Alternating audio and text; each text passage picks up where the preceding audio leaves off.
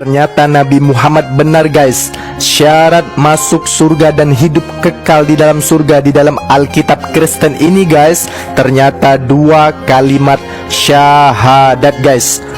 Perhatikan baik-baik ayat ini guys. Ini dia dua kalimat syahadatnya guys di dalam Alkitab Kristen ya guys. Perhatikan baik-baik guys. Kita lihat guys. Nah ini dia ya guys, dua kalimat syahadat di dalam Alkitab Kristen ya guys, yaitu di Yohanes 16:17 ayat ketiga ya guys. Jadi guys, sebelumnya saudara kita Kristen berkata bahwa syarat masuk surga di dalam Kristen itu adalah percaya Yesus sebagai Tuhan guys.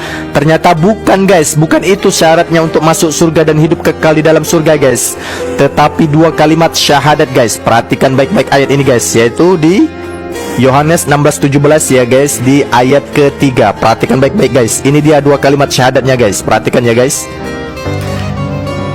Inilah hidup yang kekal itu, yaitu bahwa mereka mengenal Engkau satu-satunya Allah yang benar, dan mengenal Yesus Kristus yang telah Engkau utus.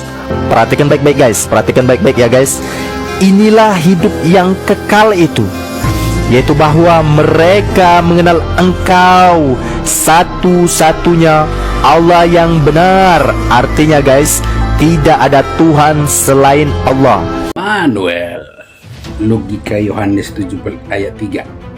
Jadi salah satu saudaraku kebodohan berpikir yang ditunjukkan oleh pribadi-pribadi dari saudara kita yang muslim yang menyerang kekristenan adalah dengan berusaha memasukkan pikirannya sendiri ke dalam teks-teks kitab suci yang dikutip dan menutupi konteksnya. Saudara yang terkasih, kalau kita perhatikan konsep dari Yohanes 17 itu, kita dapat perhatikan sebenarnya bahwa dia itu menutupi konteks dan membuat kesimpulan yang sebenarnya sangat bodoh sekali. Jadi ya, untuk anak-anak Tuhan yang diserang imannya menggunakan Yohanes 17 ayat 3 ini, saya ajak Anda untuk sebentar memikirkan konteks dari pasal 17 ini ya. Kita cari logikanya, kan mudah sekali sebenarnya dipahami ya. Coba kita ajukan pertanyaan dulu, oke?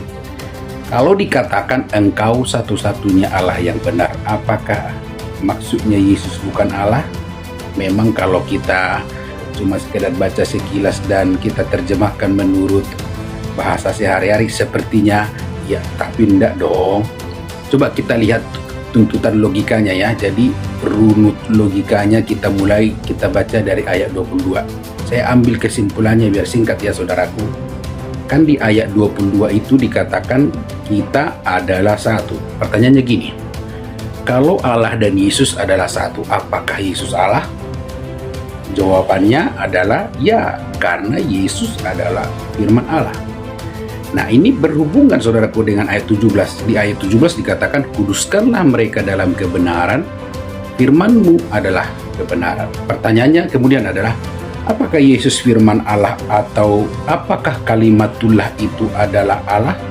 Jawabannya adalah Allah, karena firman atau kalimatullah adalah Allah itu sendiri.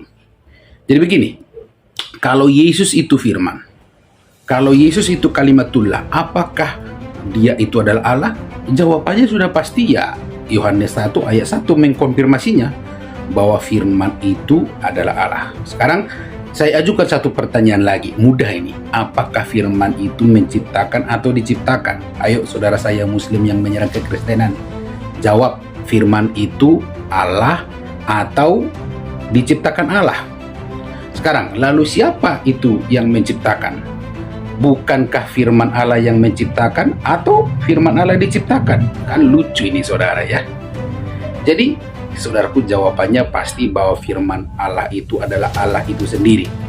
Nah sekarang coba kita lihat saudaraku konteks ayat 21, karena dari sana nanti kita akan melihat runutan dari ayat 1, 2, dan 3. Kan dikatakan di ayat 21 gini, Bapa di dalam aku dan aku di dalam Bapa. Sekarang coba perhatikan konsep Bapa di dalam Yesus dan Yesus di dalam Bapa. Kan itu di ayat 21 untuk menjelaskan bahwa Bapa yang telah mengutus Yesus. Jadi dari sana timbul pertanyaan, bukankah istilah Allah yang mengutus Yesus merujuk kepada kesatuan Bapa dan Yesus tentang proyek keselamatan. Kan ini sebenarnya konteksnya ya. Sebab dikatakan Bapa di dalam aku dan aku di dalam Bapa. Nah, saudara, dari sana kita sudah bisa sebenarnya buat konklusi kalau kita lihat ayat 1, ayat 2, dan ayat 3. Namun sekarang kita uji dulu ya, ayat 1, 2, dan ayat 3 ini.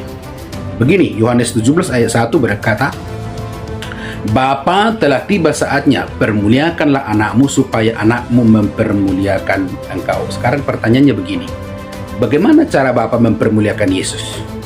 Caranya adalah melalui berita Injil di mana Yesus dikenal sebagai Allah yang menyelamatkan manusia. Jadi berita Injil itu adalah Allah telah menjadi manusia. Begitu loh.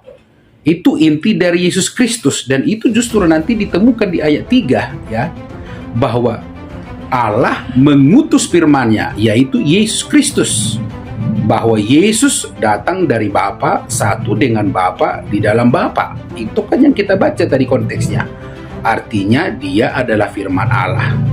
Dia adalah hakikat dari Allah itu sendiri yang menjadi manusia. Jadi makna anak akan mempermuliakan Bapa terjadi ketika manusia mengenal Yesus sebagai Allah. Tepatnya bahwa dia itu adalah firman Allah itu sendiri. Itulah sebabnya di ayat 2 dikatakan, ia akan memberikan hidup yang kekal pada semua orang yang telah engkau berikan kepadanya. Pertanyaannya, siapa yang memberikan hidup yang kekal? Allah atau manusia? Udah pasti Allah dong, gitu loh. Jadi, tidak mungkin manusia dapat memberikan hidup yang kekal. Jawabannya pastilah Allah, tepatnya firman Allah itu sendiri. Lalu, firmanlah yang berkuasa atas segala yang hidup. Itulah inti ayat 2. Saudara baca itu ayat 2. Firmanlah yang berkuasa atas segala yang hidup. Itulah intinya. Jadi firman itu yang memberikan hidup yang kekal kepada orang yang beriman bahwa Yesus adalah Allah yang menjadi manusia untuk menebus kita dari perbudakan dosa. Itulah inti ayat 3. Manusia akan memperoleh hidup yang kekal kalau Yesus sang firman memberikan hidup yang kekal. Dan Yesus akan memberikan hidup yang kekal kalau manusia mengenal kealahan yang benar.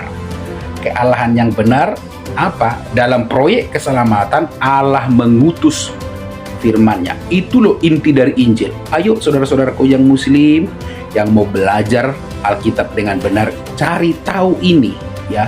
Allah mengutus firman-Nya. Mengapa Allah mengutus firman-Nya? Saudara cari tahu itu. Jangan asal nyomot-nyomot ya. Itulah sebabnya saudaraku konjungsi kai ya, dalam bahasa Yunani-nya dipakai, yaitu Allah dan. Di ayat 3 itu Allah dan firman-Nya. Inilah yang dimaksudkan Yohanes 1 ayat 1. Pada mulanya, sebelum segala sesuatu diciptakan, sang firmanlah yang bersama-sama dengan Allah. Ya, en arche en hologos. Lalu frasa kedua, firman itu bersama-sama dengan Allah. Itu adalah pros.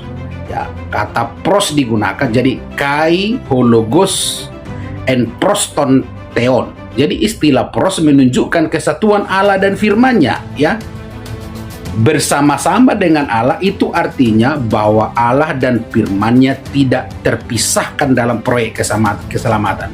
Keduanya itu adalah satu. Itulah yang dikatakan di frasa terakhirnya di Yohanes 1 ayat 1. Kai theos en hologos. Saudara, artinya apa? Firman itu adalah Allah itu sendiri. Itulah sebenarnya maksud 17 ayat 3 itu, bahwa satu-satunya Allah yang benar adalah Allah yang mengutus firman-Nya sendiri. Ini loh konteksnya loh. Makanya digunakan konjungsi kai di situ. Saudara, perhatikan itu. Bahwa konjungsi kai menunjukkan kebersamaan Allah dan firman-Nya untuk proyek keselamatan. Allah mengutus firman-Nya sendiri yang adalah Allah.